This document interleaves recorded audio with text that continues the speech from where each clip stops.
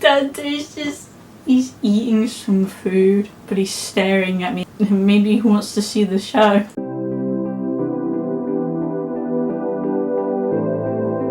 I'm about to tell everyone a story, Dante. This, what I'm holding in my hands, is my sketchbook. On this journey of creating this planet, there was a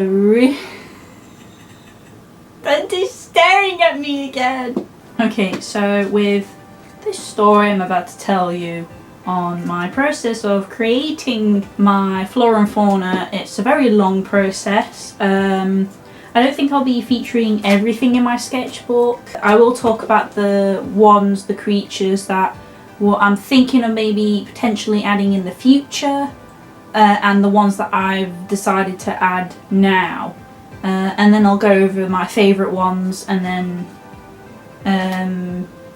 some of my least favourite ones. I'm going to put the images somewhere around here. First off, I want to show you some of my favourite Flora and Fauna designs that I just really like. The first initial sketch that I really like, and I still love to this day, it's very close to my heart, is my Pepple and my Shroompool and my blood apples. These are my apples. One looks very suggestive. So the idea is, normally with traditional apples, they grow from trees. Apart from the blood apple, let's just leave that one out. My apples, I thought they can grow similar to mushrooms. They grow from the ground instead of on a tree. What's interesting about the Shroompool is the idea it looks like an apple, like an oddly misshaped apple. It grows like a mushroom, but it tastes like a pear. I just thought it was really cute, and I wanted to make a model. I still haven't finished it. I realised that I'm not really gonna feature it in. This is something that I can just do in my own spare time for my own enjoyment. So, well, that's my Shroompool, if it was real. And I got the model creation idea from my flatmate. Shay made these cute little models for their coursework to help them draw their projects for their university coursework. And I thought they were really cool, really cute, and it just inspired me to make my own. Thank you for giving me the idea and the inspiration, even though you didn't really intentionally do so. If you wanna, you can follow me on these at Shayden Doodles. Another favourite of mine, I really like this thing. Now, I've not done a coloured version of it. I don't know if it will fit onto my planet, but I thought I'll just show you the design, and I thought it was really cool. It's a type of fungus. It emits like a strange gooey like substance, but it's the fungus itself, it actually levitates. It's floating pretty much. It does get bigger, you know, bigger is better, as they say. And yeah, it looks a bit like Cthulhu. He's got a little hat on as well. He's got a little sticky hat. Sticky goo, sticky stick.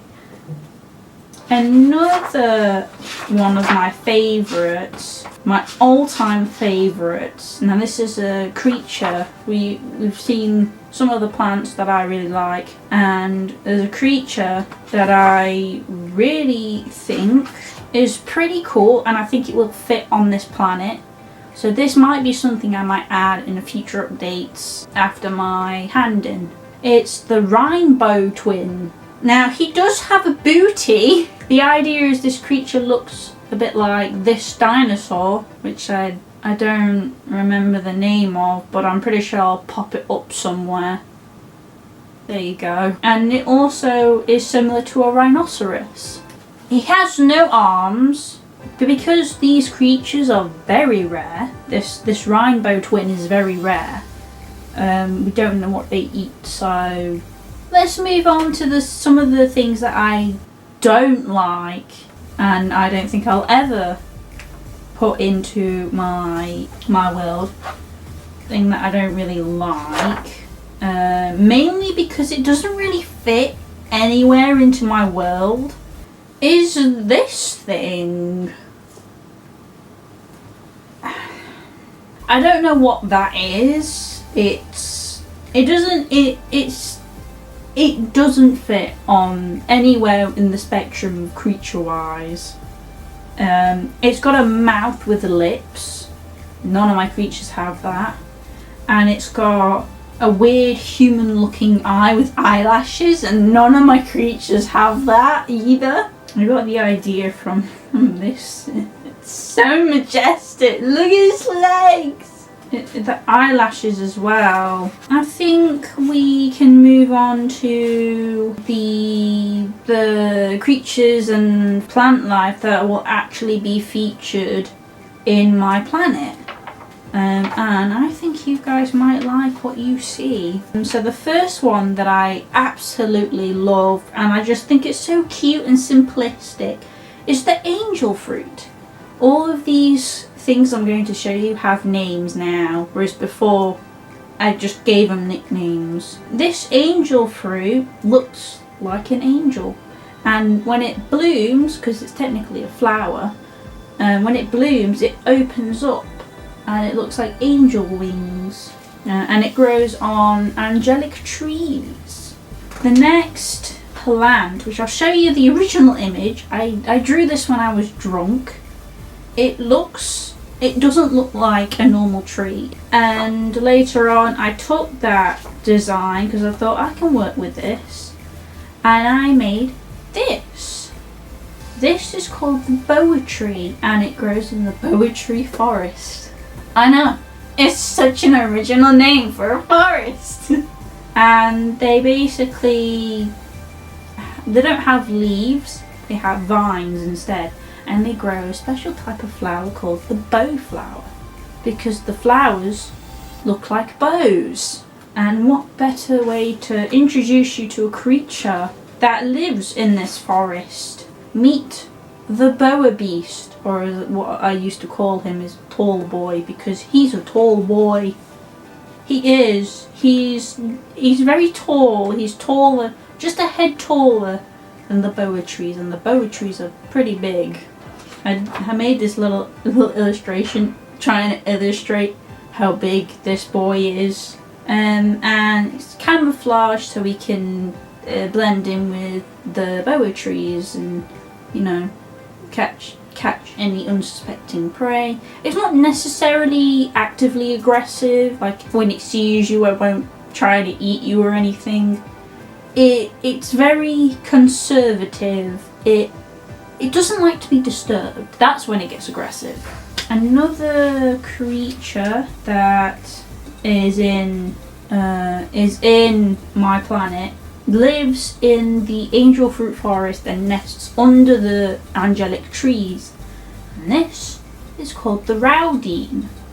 Now this boy may look like a mashup of a kangaroo mixed in with a rabbit. That's exactly what this is. The thing that got me inspired to make the snout the way it is the sage antelope.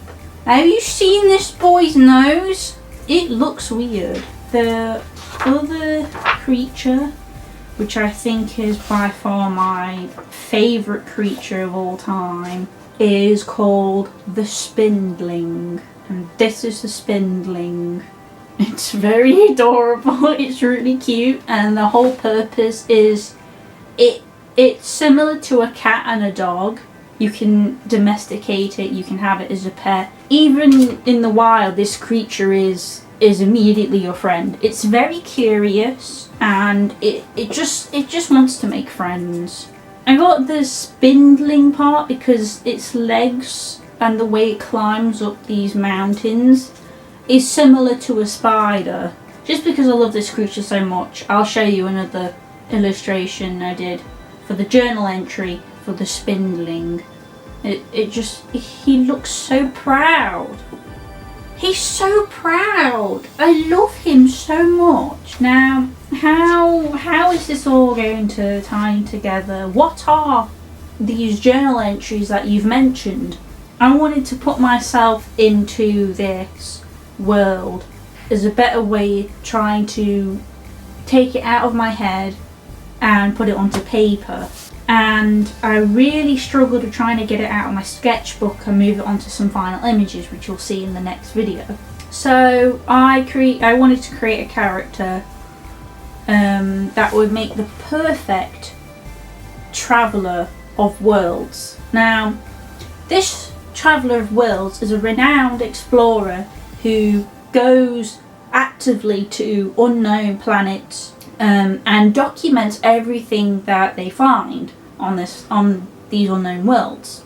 So I show you some like development sketches to all of this, because I think this is a big part of bringing everything together. Here's some like I try to start with maybe drawing the character full body. I struggled because the life of me can't draw people at all.